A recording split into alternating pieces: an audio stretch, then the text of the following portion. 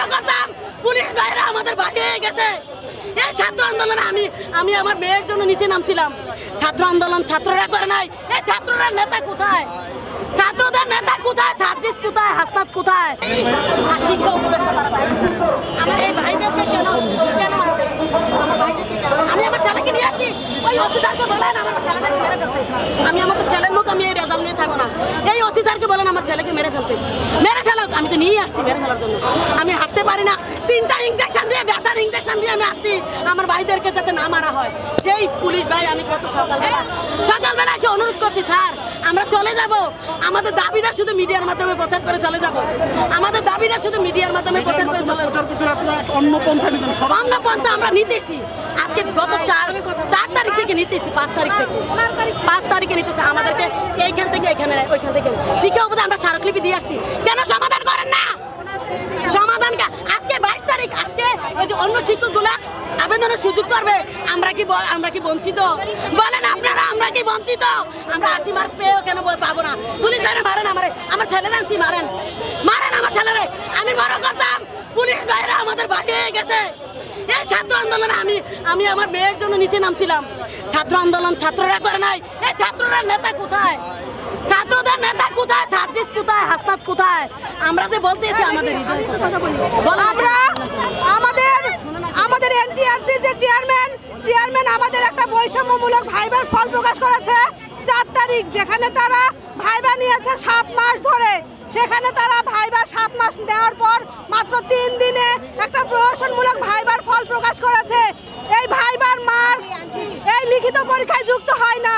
আমরা যে জবের জন্য মেধা তালিকায় যুক্ত হয় সেখানে মাত্র রিটেন পরীক্ষার নাম্বার যোগ হয়। তাহলে যেই ভাইবার মার্ক অনুসারে আমাদের চাকরি হয় না, সেই ভাই আমাদের এতগুলোকে ফেল করানো হলো কেন? আমরা এর জবাব চাই। আমরা এনটিআরসির ভারপ্রাপ্ত চেয়ারম্যান স্যারের কাছে গিয়েছিলাম 15 জুন। আমরা একটা মিটিং করেছি 2 ঘন্টা ধরে। ভারপ্রাপ্ত চেয়ারম্যান নুরে আলম সিদ্দিক উনি আমাদের বলেছেন এনটিআরসি আপনাদের ফেল করাই নাই, পদসংখ্যা খালি নাই, কিন্তু ওনারা কোনো বিজ্ঞপ্তিতে প্রকাশ করেছে শূন্য পদসংখ্যা 1,822,টি। অথচ আমরা ভাইবা দিয়েছি মাত্র 83,000। সেখান থেকে কেন এতগুলো শূন্য পদের বিপরীতে মাত্র 60,000 ওনারা ই সনদ প্রদান করবে? এই ই সনদ প্রদান করেছে যেখানে দেখা গিয়েছে অনেকে 40 মার্ক পেয়ে ই সনদ পেয়েছে। সেখানে যারা ভাইবা দিয়েছে প্রত্যেকে 40 মার্ক পেয়েছে, নয়তো কেউ ভাইবাতে সংযুক্ত হতে পারতেন না। তাহলে আমার প্রশ্ন, ই সনদে যদি 40 পেয়ে যারা পাশ করেছে তারা কিসের ভিত্তিতে পাশ করেছে? আর আমরা যারা 40 পাওয়ার পরও ই সনদ পেলাম না, তাদের কি অপরাধ? এনটিআরসি জবাব দিতে হবে। এনটিআরসি যে চেয়ারম্যান উনি একজন ভীরু কাপুরুষ, ফাঁসিবাদ, নয়তো বৈষম্যমূলক আচরণ ভাইবার মাত্র 3 দিনের মাথায় প্রকাশ করে 15 দিনের ক্রান্তিকালীন ছুটিতে চলে যেতেন না। উনি উদ্দেশ্যমূলকভাবে আমাদের এই ভাইবার ফল প্রদান করেছে। উনি 7 মাস ধরে ভাইবা নিয়ে ঈদের 2 দিন আগে ভাইবার ফল প্রকাশ করেছে, যাতে আমরা কোনো রকম প্রতিবাদ না করতে পারি। সারা বাংলাদেশ যখন ঈদ উল আজহার ছুটিতে তখন তিনি ফল প্রকাশ করেছেন। যখন কোর্ট বন্ধ আমরা যেন কোনো আইনি সহায়তা না নিতে পারি, তখন তিনি এই রায় প্রদান করেছে। উনি যদি ভীরু না হতেন, কাপুরুষ না হতেন, তাহলে অফিস করতেন। এই এনটিআরসি এই বৈষম্যমূলক ফল প্রকাশ করে তিনি 15 দিনের ছুটিতে চলে যাইতেন না।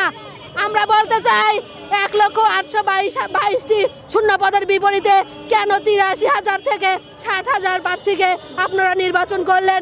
আমার প্রশ্ন, ভাইবার মার্ক যদি রিটেন মার্কে যুক্ত না হওয়া, অবৈধ না হয়, তাহলে সেই ভাইবার পরিপ্রেক্ষিতে ফেল করে দেওয়া অবৈধ হবে না কেন?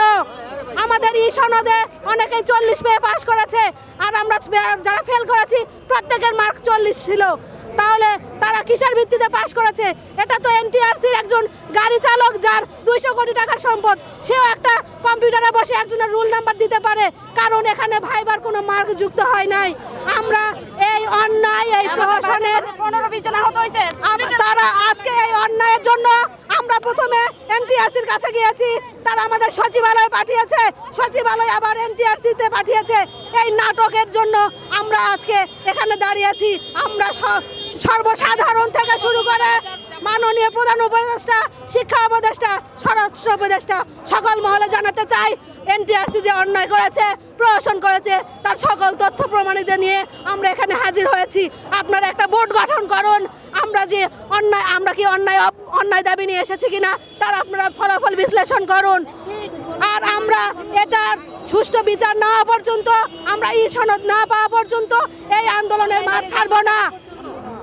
আমরা এখানে সুষ্ঠুভাবে দাবি আদায়ের জন্য এসেছি। পুলিশ কেন আমাদের জল কামান ছুড়বে, লাঠিচার্জ করবে, গ্রেনেড ছুড়বে? আমরা এর বিচার চাই। আমরা জুলাই গণ অভ্যুত্থানে সরাসরি অংশগ্রহণ করেছি। আমরা কেন আবার এই বাংলাদেশ দেখব যেখানে পুলিশ জনতা মুখোমুখি দাঁড়িয়ে আমাদের ভাইয়েরা হসপিটালে? আমরা তো এরকম বাংলাদেশের জন্য আমাদের আবু সাইদ রক্ত দেয় নাই, বীর মুগ্ধ রক্ত দেয় নাই। এনটিআরসি উদ্দেশ্যমূলকভাবে আমাদের মাঠে নামিয়েছে, তারা প্রমাণ করতে চেয়েছে। আমরা যেন বলি বিগত আওয়ামী লীগ সরকার 95-96% পাস দিয়েছে, আর এই বর্তমান সরকার এসে শুধু 18তমতে মাত্র 72% ফলাফল প্রদান করে 21,000+ প্রার্থীকে ভাই ফেল করেছে। আমরা যেন বলি আওয়ামী লীগ সরকার ভালো ছিল, এই সরকার ব্যর্থ। এনটিআরসি চেয়ারম্যান চেয়েছে আমরা আবার আন্দোলনে নামি দেশকে পুনরায় অস্থিতিশীল করি। পুলিশ আমরা ছাত্ররা মুখোমুখি দাঁড়াই, পুলিশকে আমাদের বিপক্ষে লেলিয়ে